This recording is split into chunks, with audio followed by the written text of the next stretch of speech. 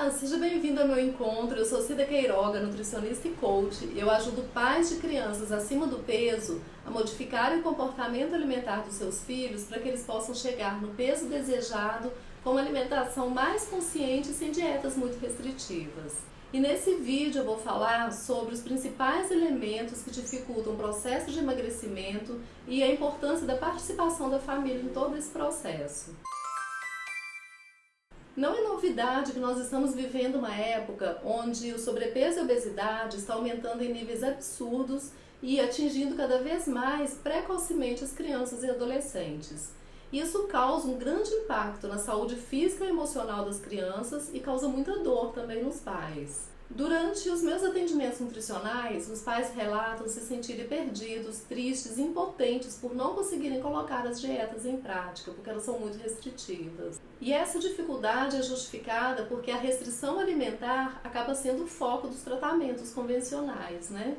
Mas para que o processo de perda de peso aconteça de uma forma eficaz, a gente precisa primeiro buscar os gatilhos do ganho de peso. E esses gatilhos muitas vezes estão ligados aos padrões alimentares das famílias, que são passados de geração em geração e, por serem herdados, não são questionados se são corretos ou não. E ao identificar esses padrões alimentares, nós conseguiremos encontrar elementos preciosos que, quando bem trabalhados, possibilitarão uma mudança consciente sem restrições alimentares severas. Eu sempre falo nos meus atendimentos que fazer dieta é o último passo que a gente deve dar no processo de perda de peso. E provavelmente esse é o motivo do fracasso, né? Porque as pessoas elas sempre começam buscando dietas restritivas na esperança de conseguirem resultados rápidos. Quando nós começamos pela dieta, nos deparamos muitas vezes com restrições, proibições. Isso gera um sentimento de escassez e nos coloca numa situação de não pertencimento, exatamente por não permitir, né, que a gente coma o que todos comem. E isso gera muita dor, porque todos nós temos necessidade de pertencer, de ser igual, de estar no grupo e de ser aceito. Agora, se para nós adultos é muito difícil seguir uma dieta restritiva, imagina o impacto dessas dietas nas crianças e adolescentes, cuja necessidade básica é o acolhimento e a aceitação.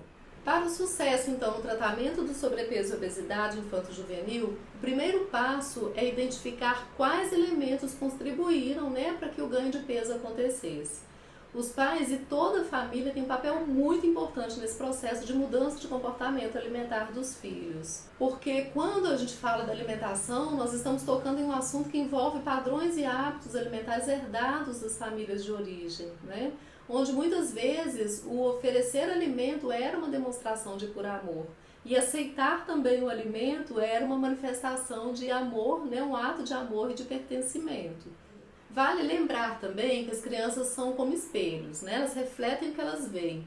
Portanto, muito do que elas fazem são reflexos do que elas aprendem com os adultos. A gente precisa ficar atento aos sinais que a criança está manifestando, porque muito da dificuldade que ela apresenta, né, na mudança de comportamento alimentar está ligado a uma dificuldade dos pais ou familiares de lidar com esses padrões que foram recebidos por herança.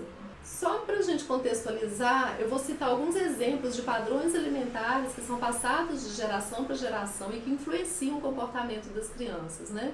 Provavelmente você vai se identificar com um deles ou então talvez com todos. É comum, por exemplo, avós e tios falarem que o papel deles é estragar a educação que os pais dão. E aí eles oferecem precocemente alimentos que são inadequados à alimentação infantil, como por exemplo biscoito recheado, chocolate, refrigerante, doce, bala, né? É comum também pais e avós preocupados com a saúde das crianças repetirem frases do tipo: você precisa comer tudo para crescer forte, bonito, inteligente. Não deixe comida no prato porque é pecado desperdiçar. Coma rápido, você está atrasado para a escola. Ou então é comum os pais permitirem que a criança se alimente em frente à televisão, porque essa é a única forma que eles encontraram para a criança comer tudo. Com isso, a criança aprende que tem que comer tudo, tem que mastigar rápido, que não precisa prestar atenção nos sinais de fome e saciedade que o corpo emite. Uma outra situação comum, né, é os adultos associarem o lazer com a comida.